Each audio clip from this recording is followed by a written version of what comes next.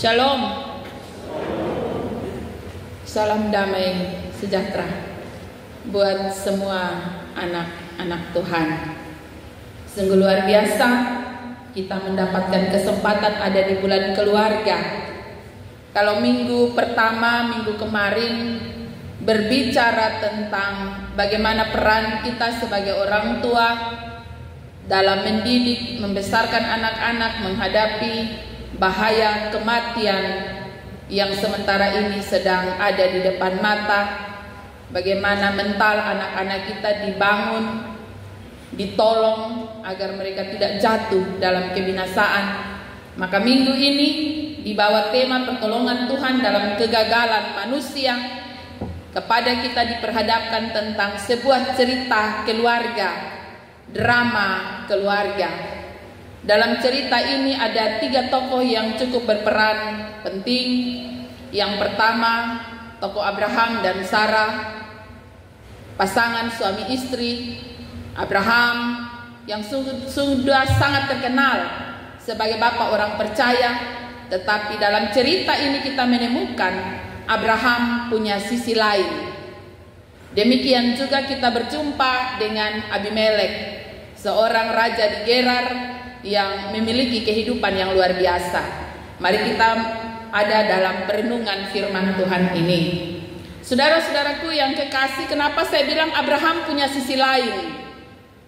Karena meskipun pada akhirnya dia ditetapkan oleh Allah sebagai bapa segala orang percaya dengan mengganti namanya dari Abram ke Abraham, tapi ternyata Abraham memiliki sisi lemah sebagai manusia. Bacaan kita mengatakan kepada kita bagaimana ketakutan Abraham sebagai seorang suami yang memiliki istri yang cantik. Ia seorang yang memiliki kekayaan yang banyak.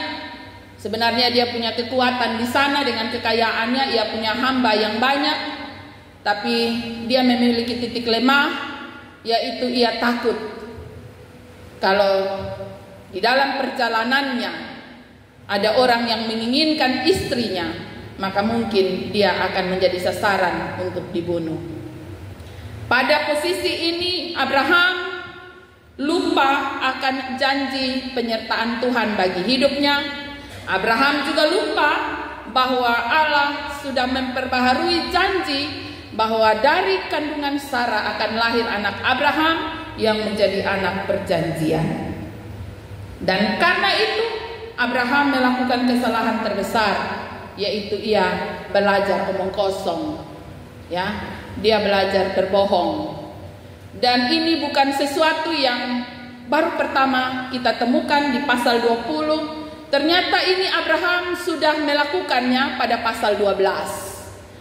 Dalam pasal 12 ayat 11 sampai 13, ketika mereka hendak memasuki negeri Mesir, Abraham takut karena Firaun raja Mesir terkenal jahat dan bengis. Maka karena ketakutannya dia pesan pada Sarah di pasal 12 ayat 11 sampai 13, dia bilang kalau orang tanya, bilang lu bepo adi lu bepo saudara.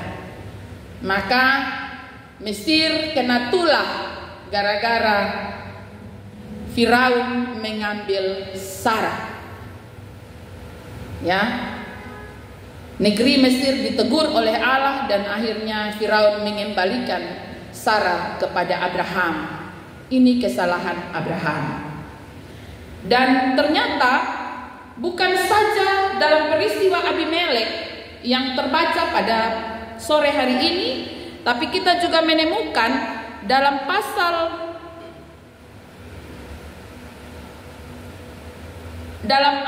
ayat 12 dan 13, ternyata ini menjadi persekongkolan antara Abraham dan Sarah.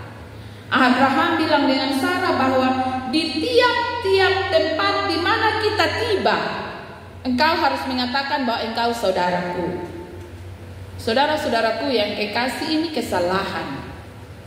Bagaimana seorang suami mestinya memiliki peran melindungi, menyelamatkan istri, ternyata Abraham memilih untuk mengamankan dirinya dan kekayaannya, egois, dan mengorbankan istrinya atau pasangan di hidup yang Tuhan berikan kepadanya. Saudara-saudaraku yang kekasih, dari bacaan ini kita menemukan bahwa Abimelek ditegur oleh Tuhan. Jadi ketika mereka memasuki negeri di Gerar, di sana ada raja yang bernama Abimelek. Raja ini ternyata menginginkan Sarah, ya, karena Sarah cantik, dan sama seperti di tempat yang lain, Abraham mengatakan bahwa Sarah ini dia adik, dia saudara. Maka Abimelek mengambil Sarah dibawa ke istana. Tapi rupanya Allah tidak berkenan atas kondisi ini. Allah menegur Abimelek lewat mimpi. Abimelek, itu orang pu istri, lu jangan cari hal, lu berani sentuh dia, berarti engkau dan seisi rumahmu, bahkan seluruh yang ada di sekitarmu mati. Saudara-saudaraku yang kekasih, mendengar teguran Tuhan ini, ya, Abimelek sadar dia ternyata seorang yang memiliki roh takut Tuhan. Dia ternyata seorang yang memiliki kerendahan hati. Dia ternyata seorang yang memiliki kebesaran hati pula, ya. Maka dia mengembalikan Sarah dan dia memulihkan nama baik Sarah, dan dia memohon pengampunan dari Abraham. Saudara-saudaraku yang kekasih, tapi lewat peristiwa itu Abimelek menegur Abraham, kenapa lu buat begini? Engkau ingin mencelakakan aku dan negeriku. Apa salahku? Saudara-saudaraku yang kekasih, ketika Abraham dinasehati oleh Abimelek untuk tidak melakukan tindakan yang salah lagi, kita menemukan di sini bahwa ternyata Abraham ini ya, dia punya sisi lain. Dia cari alasan. Dia mulai cari alasan. Di ayat 13 dia kasih salah Tuhan Allah, ya. Dia cari-cari alasan. Yang pertama alasannya ialah dia pikir di ayat 11 dia memiliki prasangka. Alasan pertama dia bilang, beta kira di ini negeri ini orang-orang son takut Tuhan. Jadi beta takut nanti dong bunuh beta dan dong ambil, karena Sarah cantik, jadi dong ambil untuk dan akhirnya mereka mencelakakan aku dan semua orang yang ada bersama denganku. Itu alasan yang pertama. Alasan yang kedua, dia bilang memang Sarah ini beta saudara juga. Jadi artinya memang juga benar setengah. Tapi benar setengah ini kadang-kadang baik kalau dipakai untuk hal yang baik. Tapi benar setengah yang dibuat oleh Abraham ini ialah dengan maksud ingin menipu, ya. Benar setengah untuk menipu. Dia tidak kasih tahu dia setengah yang benar ini Sarah dia saudara, tapi sebenarnya dia mesti lanjutkan bahwa Sarah ini dia saudara, tapi dia juga beta istri. Mestinya dia sampaikan seperti itu, tapi dia hanya kasih kebenaran yang setengah. Dia soalnya kasih tahu yang sisanya yang sebenarnya. Kemudian yang berikut di ayat 13 dia mulai kasih salah Tuhan. Dia bilang, semenjak Tuhan panggil saya keluar dari saya pun negeri, saya takut keamanan saya. Karena itu di tempat di mana saya pergi, kalau orang tanya ini siapa, maka saya bilang itu saya saudara. Supaya apa? Supaya dia mendapat keuntungan, ya. Kalau ini Sarah saudara laki-laki, pasti orang bye-bye dengan dia supaya mau dapat Sarah toh. Jadi kasih dia hadiah, kasih dia keamanan, ya. Dia mau cari aman sendiri. Dan dia memberikan istrinya untuk berkorban bagi keselamatannya. Saudara-saudaraku yang kekasih, masa kini banyak orang percaya yang hidup dalam keraguan akan penyertaan Tuhan, sama seperti Abraham, ya. Abraham ini orang percaya tetapi dia ragu akan penyertaan Tuhan, padahal Allah sudah memperbaharui janjinya sebanyak 3 kali. Allah memperbaharui janji. Janji pertama Allah waktu mau keluar dia dari Ur Kasdim, Allah bilang aku akan menyertai engkau sampai dimanapun. Engkau akan memiliki keturunan sebanyak pasir di laut, bintang di langit. engkau akan disertai, orang yang memberkati engkau akan diberkati. Saudara-saudaraku yang kekasih, Abraham dapat janji yang banyak. Ya, di pasal 12 ayat 7, pasal 15 ayat 4 kembali Allah mengungkapkan janji lagi. Tenang, nanti Sarah akan melahirkan, lu jangan takut, ya. Di pasal 18 ayat 10 kembali lagi ketika berjumpa dengan malaikat yang mau pergi Sodom dan Gomora, ya. Mereka memperbaharui janji lagi. Malaikat bilang tahun depan hari seperti hari ini Sarah melahirkan seorang anak laki-laki. Papa mama bayangkan, ya, di penghujung menerima berkat Tuhan, Abraham digoda untuk melakukan kesalahan yang sangat-sangat salah. Padahal Allah sudah memberikan penegasan kepada dia bahwa yang namanya anak perjanjian itu akan lahir dari rahim Sarah dan itu adalah anakmu. Kenapa lu mesti kasih lupung mai tua ke orang lain? Ini soal, ya. Dalam kehidupan berumah tangga minggu ini firman Tuhan menyoroti kehidupan suami istri. Sekarang ini banyak orang juga menyembunyikan identitas. Ya, banyak anak-anak Tuhan menyembunyikan identitas untuk apa? Untuk dapat sesuatu. Ya, kalau di rumah pakai cincin di jari manis, keluar mulai lepas, buang, simpan tahan, berjalan. Ya, menyembunyikan identitas itu siapa? Tahu leh, ya.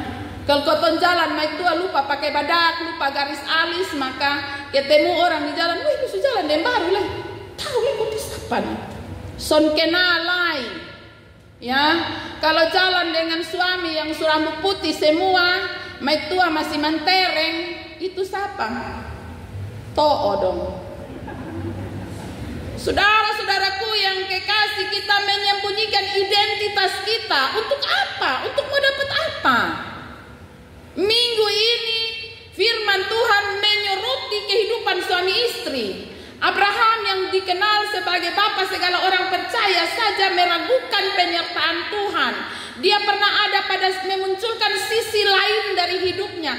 Kelemahannya ditampilkan oleh firman Tuhan hari ini.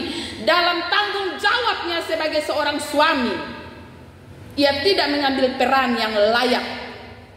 Kalau Paulus menuliskan tentang peran suami istri di Efesus 5 ayat 22 sampai 33, di situ Paulus memberi penegasan bahwa istri harus tunduk kepada suami, tapi suami adalah seperti Kristus terhadap jemaat, yang menyelamatkan, yang menolong, yang selalu ada, dan yang justru mengorbankan dirinya untuk keselamatan jemaatnya. Itu adalah peran suami. Tetapi yang terjadi dalam kehidupan yang kita temukan dalam cerita Abraham dan Sarah justru terbalik. Ya, Abraham lebih mementingkan kenyamanan dan keamanannya, dan dia rela mengorbankan istrinya untuk menjadi korban. Saudara-saudaraku yang kekasih, kehidupan rumah tangga Abraham dan Sarah mendapat ujian, dan di sini Abraham gagal sebagai seorang suami. Dari sini kita belajar bagaimana hidup sebagai suami istri dalam rumah tangga kita. Peran suami sebagai kepala rumah tangga, peran suami sebagai kepala yang melindungi, yang menyelamatkan penting sekali. Di sini Allah hadir di saat keluarga ini hampir hancur. Ya, hampir hancur. Keluarga Abraham dan Sarah hampir hancur. Di saat itu Allah hadir untuk memberikan pertolongan dan perlindungan. Allah hadir dan Allah tidak mau membiarkan kekudusan sebuah rumah tangga itu dinodai. Saudara-saudaraku yang kekasih, banyak perselingkuhan sekarang ini terjadi di mana-mana, bahkan di rumah tangga anak-anak Tuhan, orang Kristen, orang percaya.